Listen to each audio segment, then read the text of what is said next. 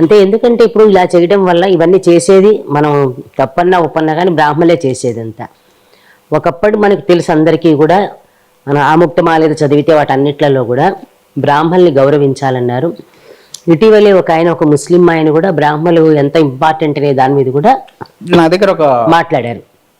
నా దగ్గర ఒక క్లిప్పింగ్ ఉందమ్మా, పంపిస్తాను. అవును, ఫయాజ్ అనే ఆయన, మీకు నేనే పంపించినట్టున్నాను. అలా అందరూ వాళ్ళని మనం సద్వినియోగం చేసుకోవాలి, వాళ్ళకున్న తెలివితేటల్ని మనం అని చెప్తున్నారు కదా. అంత మనకి గౌరవం ఉన్నప్పుడు, అంటే బ్రాహ్మణులకి గౌరవం ఉన్నప్పుడు, ఆ గౌరవాన్ని నిలబెట్టుకోకుండా అవతల వాళ్ళు బ్రాహ్మణుల్ని గౌరవంగా చూస్తున్నప్పుడు ఈ విధంగా వాళ్ళని ఎక్స్ప్లాయిట్ చేయడం అనేది తప్పు. ఎంతవరకు అనేది తప్పమ్మా, 100% తప్పే అది. మనం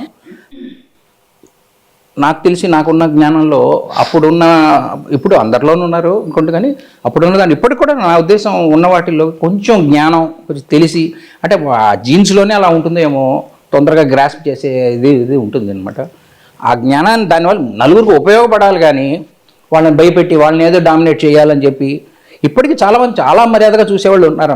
నాకు ఎక్స్పీరియన్స్ అవుతాను, నేను చాలా గౌరవంగా చూస్తాను. మీరు కనిపించారనుకోండి, అమ్మవారిని చూసినట్టు ఫీలే కాళ్ళకి దండం పెట్టుకుంటారు వాళ్ళు. ఇంకోటి, నేను చదువుకునేటప్పుడు ఆ కాలేజీలో వాళ్ళు ముస్లిం స్నేహితులు ఉండేవాళ్ళు. ఆ రోజుల్లో చాలా వాళ్ళు నాకు మాట్లాడుతున్నప్పుడు నాతో అంటుండేవాడు, బేపనాడు నువ్వు కాలు చేస్తే చేతికి వస్తావు, చచ్చిపోతున్నాను నీతోటి అట్లా. నేనేం వాడిని కూడా ఏదో అలా అంటుండేవాడిని అనమాట. ఇక నాకు చెప్తే అర్థం కదా, ఒకసారి చెప్తాను ఇట్లా ఏదో. ఇప్పుడు అలా మాట్లాడగలమండి మనం అసలు? ఏ కులం పేరు వాడు ఒప్పుకున్న ఆ స్నేహం కూడా పోయిందండి. ఇప్పుడు అదేం లేదు, దారుణంగా తలనరికేయటం ఎందుకు అలా వచ్చిందో ఆ మతంలో తేడా అందరిలోనే తప్పు ఉంటుందమ్మా. అది అలా అయిపోతుంది. అంతే, కరెక్టేనండి. అది ప్రతి వాళ్ళను ఒక నమ్మకం అనేది ఒకటి ఉండాలి. మనందరికీ మించిన శక్తి ఏదో ఒకటి ఉంది, మనం దానికి జవాబుదారీతనం. ఎవరు చూడలేదు అనుకుంటే ఎట్లాగా? చూడకుండా చేసేస్తే సరిపోతుందా? కర్మసాక్షి. ఎవరు చూడలేదు.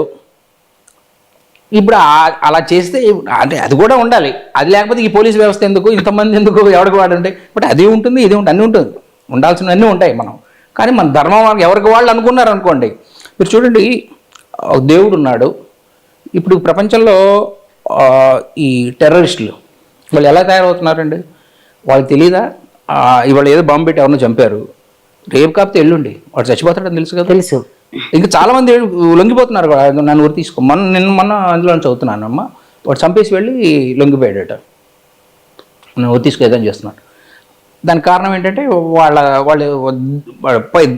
పైకి వెళ్ళిన తర్వాత, పైకి వెళ్ళిన తర్వాత అక్కడ సుఖాలన్నీ అనుభవించవచ్చు అని.